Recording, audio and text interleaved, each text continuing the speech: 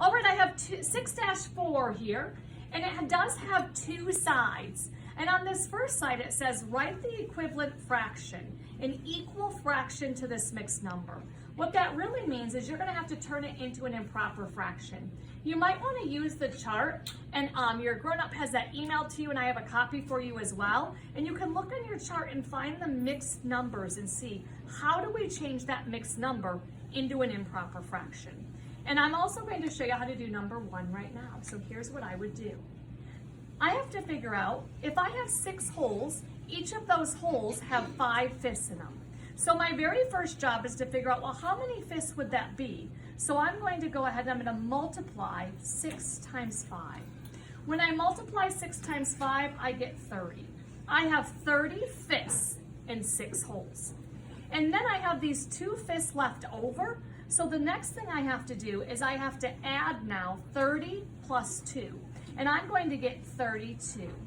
And then finally, I'm going to say, okay, I've got 32. And what do I have? 32 fifths, because the bottom stays the same. So my answer becomes 32 fifths. What I'm saying here is that 6 and 2 fifths is the same thing as 32 fifths. I understand that this is a mixed number because it's mixed. It has a whole number and a fraction. This is an improper fraction because it has a bigger number on top than in the bottom, because there are some whole numbers mixed in there. 6 and 2 fifths is equal to 32 fifths. On the other side, you're going to see that you're going to do the opposite of that. So now I have to write the equivalent mixed number. What's the mixed number that's equal to this? I'm going to turn it into a mixed number. And I could use that same chart to help me to figure out how to do that if I forgot. What I like to think of is I like to think of this fraction bar right here as divided by. So I can actually read this as 50 divided by 7. And to find the answer, I'm going to have to do 50 divided by 7. Because I want to see how many 7s are in 50, because for every group of 7, that equals 1 whole. Because I know that 7 sevenths would be 1 whole. So let me figure out how many holes I have, and then do I have any pieces left over that would be a fraction? So I'm going to put up my fence, and my fence goes all the way to the 0. And when I count by 7s, 7, 14, 21, 28, 35, 42, 49.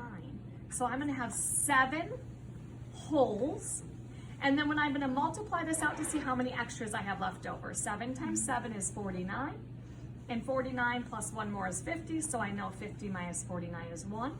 I have 1 piece left in the bag, and because it's a fraction, I'm going to put that as 1/7.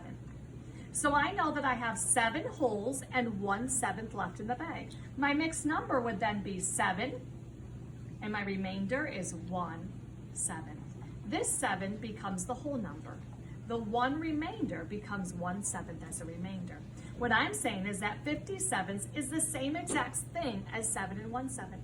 I can even check my work by trying to go backwards. 7 times 7 is 49, plus 1 is 50. So I know I got it right because when I multiply and add that 1 on, I get the 57ths. You're going to do the front side by multiplying how many pieces you have in your holes and adding your extras on. You're going to do the other side by dividing to see how many holes do you have and how many pieces left. Remember to check your chart because that will help you as well.